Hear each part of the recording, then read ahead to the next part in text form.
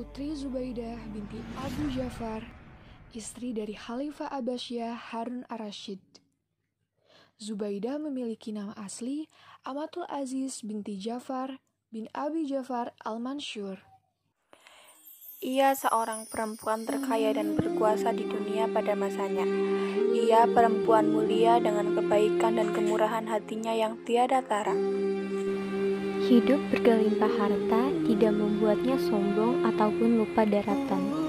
Sebaliknya, ia dikenal sebagai ahli fikih, ahli ibadah, dan memiliki 100 pelayan perempuan yang hafal Al-Quran. Setiap hari, ia menggilir mereka dengan menyelesaikan per 10 Al-Quran. Kegiatan para pelayan Zubaidah melantunkan ayat Al-Quran ini membuat istananya seolah seperti sarang lebah yang selalu terdengar alunan ayat-ayat suci Al-Quran yang dilafazkan oleh ratusan pelayannya.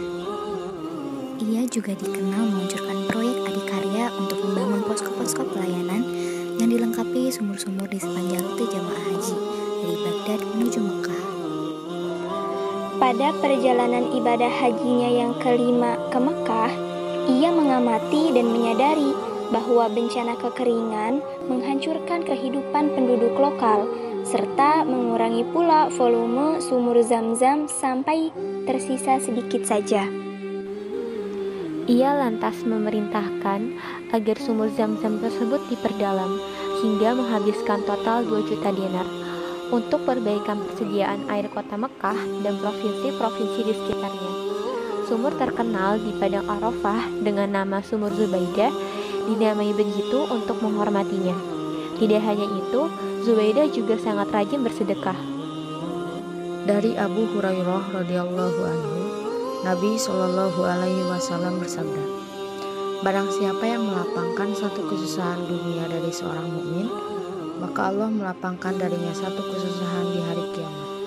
Barang siapa memudahkan urusan orang yang kesulitan dalam masalah hutang, maka Allah Azza wa Jalla memudahkan baginya kesulitan di dunia dan akhirat. Barang siapa menutupi aib seorang muslim, maka Allah akan menutup aibnya di dunia dan akhirat.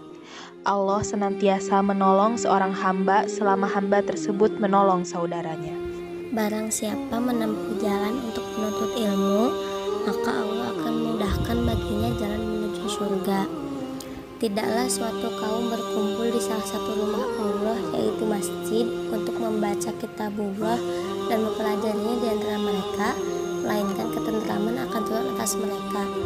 Rahmat meliputi mereka, malaikat mengelilingi mereka, dan Allah menyanjung mereka di tengah para malaikat yang berada di sisinya. Barang siapa yang diperlambat oleh amalnya dalam meraih derajat yang tinggi, maka garis keturunannya tidak bisa mempercepatnya. Hadis riwayat Muslim. Menolong seorang mukmin diwajibkan dalam kondisi apapun, baik kezaliman itu kasat mata atau tidak, terhadap jiwa, harta, maupun kehormatan.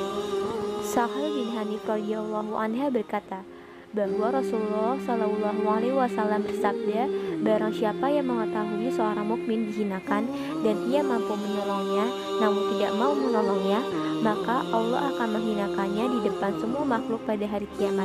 Hadis riwayat Imam Ahmad. Hikmah yang dapat diambil dari cerita Zubaidah adalah, jika kita mendapatkan rezeki seberapapun besarnya, maka kita harus mengingat Allah Subhanahu wa Ta'ala, karena Allah lah yang memberikan rezeki itu kepada kita. Sebagai hambanya yang baik, kita juga harus menolong sesama. Dan ketika kita diberikan harta yang melimpah, kita tidak boleh sombong, karena semuanya dari Allah untuk kita dan kembali lagi kepada Allah. Semua harta tersebut hanyalah titipan, karena harta tidak akan dibawa mati. Hanya amal kesolehanlah yang bisa membantu kita menuju surganya Allah.